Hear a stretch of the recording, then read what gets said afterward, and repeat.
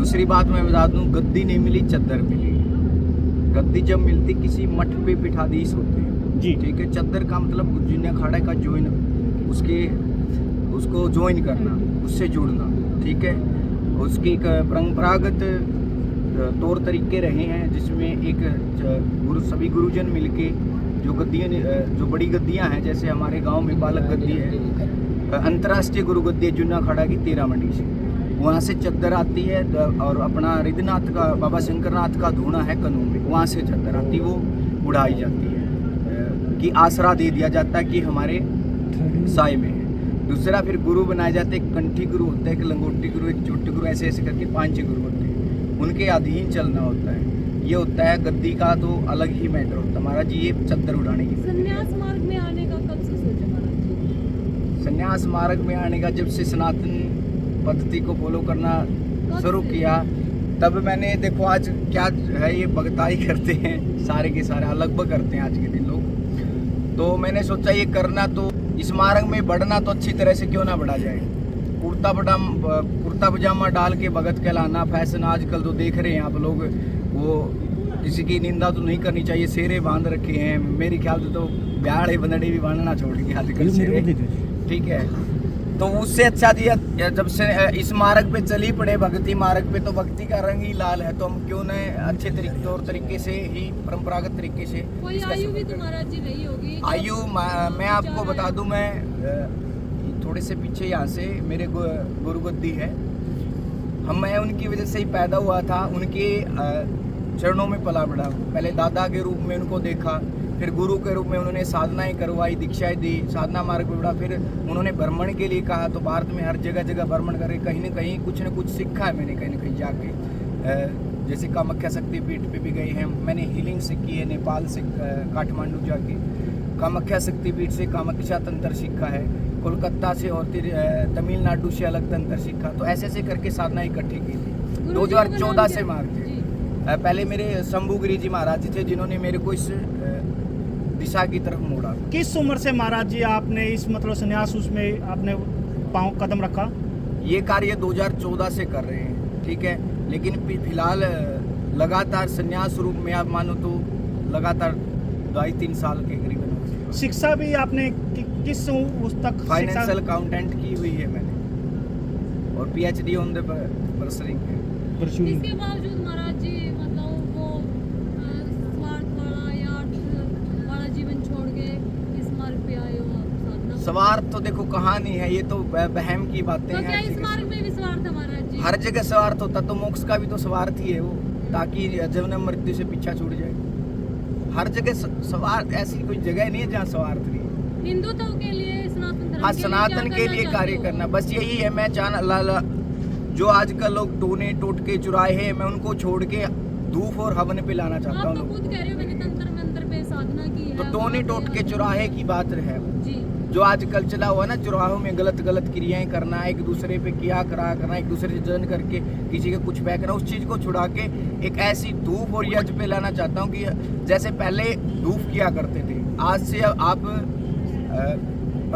ज़्यादा नहीं कहूँगा मैं, एक पीढ़ी पीछे चले जाओ, हमारे पूर्वज, हमारे गांव में रांझा गाने वाले जोगी आया करते थे।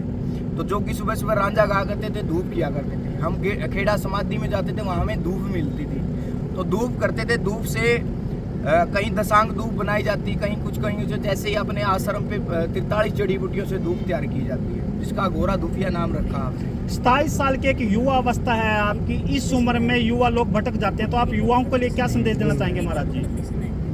यही है जी, हम तो हर बार हर तरीके से देते, गरीब कन्याओं की शादियां करवाने में भी लगे हुए हैं, ताकि कहीं ना कहीं युवा मुड़े नशे की तरफ, जो बेकार पैसा खर्च कर रहा है उसको कहीं ना कहीं एक अच्छी जगह पे लाए।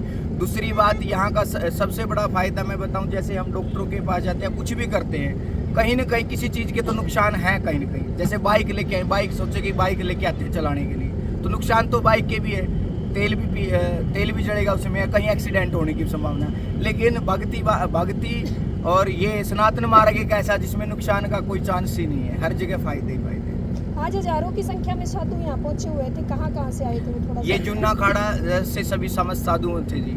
13 मंडी की गद्दी है हमारे गांव में, बालक गांव में, अंतर्राष्ट्रीय गुरु गद्दी, जिस पे पीठाधीश्वर 17वीं गद्दी पर बैठे हैं श्री श्री 1008 श्री मंत बाबा पृथ्वीगिरि जी महाराज। उनके सानिध्य में ये भंडारा हुआ था। इनके साथ साथ बाल योगिनी महामंडलेश्वर माता करुणागिरी जी भी पधारे थे, जो हरिद्वार आश्रम से कथावाचक भी हैं और बचपन से साधु भी रही हैं, शास्त्रों की प्रचंड विद्वान हैं।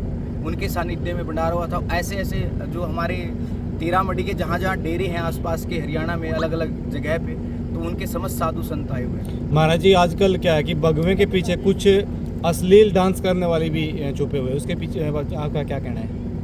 अश्लील तो गलत है, लेकिन नृत्य गलत नहीं कहेंगे हम। ऐसी बात नहीं है, अपने परंपरागत तौर तरीके नहीं, मैं नृत्य की बात नहीं कर रहा, नृत्य एक कला है। हाँ। ठीक है, वो हर किसी के अंदर है। अश्लील डांस की जो आप बात करें वो गलत है। अगर हमने कहीं देखा तो हम उसके लिए जरूर बोलेंगे, अन्यथा हमने अभी तक ऐसा कुछ नशे देखा को नहीं। लेकर क्या कहना चाहते हो महाराज जी? क्योंकि कई बार देखा जाता है कि ये बोला जाता है कि साधुओं में तो नशा कम है। ऐसा कुछ नहीं जी, यूथ ऐसा कुछ नहीं है कि साधु नशा सिखाते हैं। साधु तो एक बात बताइए ना, साधु तो उस मार्ग पे लेके जाते हैं जिस मार्ग से हम वंचित हैं। तो हमें नशे की तो मतलब ही नहीं बनता। कोई भी साधु संत किसी को नशा या फिर ऐसी कोई गलत क्रिया नहीं सिखाता। व्यक्तिगत राय क्या है? व्यक्तिगत यही राय है जी, कोई साधु संत किसी को नशा नहीं सिखाता। करना चाहिए नहीं करना चाहिए? मैं इसके दोनों पक्ष में है जी, ठीक है। हाँ, क्योंकि नशा वो देखो ना आप कौन कर रहा है। नशा तो एक भक्ति का भी होता है। बात क्या है, बात नशे की, आप किस प्रकार का नशा करें। जैसे अगर आप गांजा, किसी को सिगरेट, नहीं, वो सब गलत है, सबसे गलत है। वो तो दिख ही रहा है महाराज आपको, उसमें तो बोलने की आवश्यकता ही नहीं। आप जो भी प्रोडक्ट नशे या खरीदोगे उस पे बाकायदा लिखा होता है। आज आपको जो ये चद्दर उड़ाई गई है, जो चद्दर दी गई है, इसमें आके आपका समाज के प्रति क्या रहेगा रुझान? समाज के प्रति यही है जी, इसका फर्ज ये होता है समाज को सनातन धर्म के बारे में प्रचार प्रसार करना, और जो ये धर्म रूपांतरण हो रहे हैं उनके लिए उनको समझाना, रोकना, और हर तरीके से सनातन के बारे में पता धर्म रूपांतरण क्यों हो रहे हैं, लोग भ्रमित क्यों हो रहे हैं, क्योंकि उनको प्रॉपर तरीके से उसके बारे में अवगत नहीं कराया जाता, इसलिए लोग भटक रहे हैं। उनके भटके हुए को जहाँ तक कोशिश होती गुरु मर्यादा पे चलते हुए राह दिखाना, यही प्रयास रहेगा।